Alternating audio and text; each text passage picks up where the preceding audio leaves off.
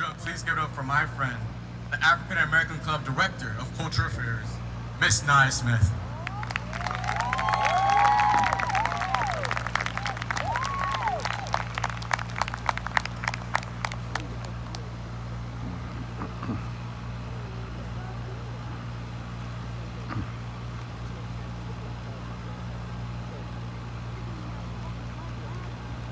Hello and good evening. Thank you all for coming and giving me this great opportunity to speak and honor the life of Mr. John Lewis. I would like to begin with an excerpt from one of Mr. Lewis's last essays before his passing. Like so many young people today, I was in search for a way out, or some might say, a way in.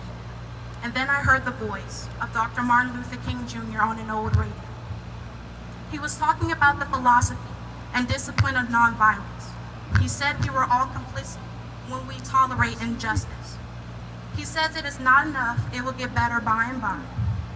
But he said each of us has a moral obligation to stand up, and speak out.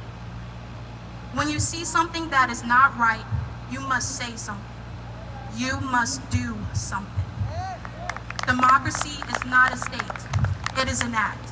And each generation must do its part to help build what we call the beloved community, a nation and a world society at peace with itself. Now, when I first read this, it made me stop and think. It gave me a chance to deeply recollect about the past few months and how it has taken its toll on us as a people, a race, and a nation. Words cannot describe the anger and disappointment that I feel in my heart, as well as many others. But many of us use these feelings to fuel the fire of justice in our hearts to get our voices heard. More specifically, to speak up for those whose voices were wrongfully taken from them. Somehow Mr. Lewis knew that his duties here on earth were completed, and that it was time to pass the torch to the next generation of leaders, activists, and revolutionaries. Me being able to speak in front of you today as a young Black woman just shows how far we've come, and that the war is not won. There is so much more fighting to do. But when you fight peacefully and with the intent of love for all people, no matter who they are. We cannot let history repeat itself.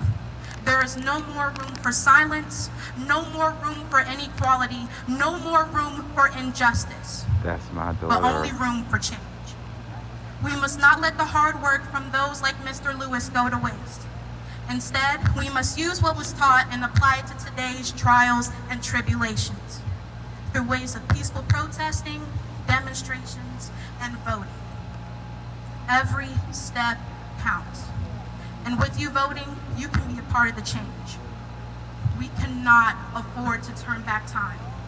So when you vote, vote for the change that you want to see. Even though I am only 17, I hope these words encourage you to vote and vote for the change that you all want to see in the nation. Be the change for Miss Breonna Taylor, George Floyd, Ahmaud Arbery, Elijah McClain, and so many others who no longer have a voice. Thank you. That's my daughter.